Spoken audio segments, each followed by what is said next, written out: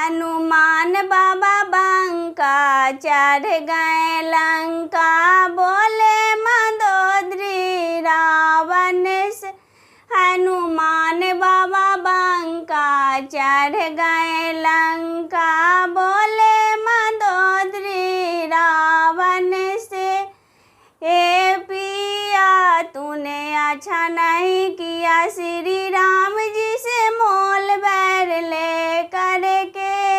ये पिया तूने अच्छा नहीं किया, श्री राम जी से मोल बैर ले करके। जब सीता लने वाली कुमारी, जब सीता लने जनक दुलारी, काहे न लैला तू छल करके, काहे न लैला तू हर करके। अब सीता होलन दशरथ दुलारी, काहे तू लैला छल करके। अब सीता होलन दशरथ दुलारी, काहे तू लैला हर करके। हनुमान बाबा बंका चढ़ गए लंका, बोले मंदोदरी रावण से।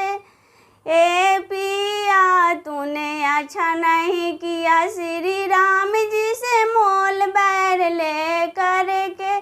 जब सीता लन जनक दुलारी, जब सीता लन जनक दुलारी, काहे न लैला तू छल करके, काहे न लैला तू हर करके। अब सीता होलन राम दुलारी, काहे तू लैला छल करके।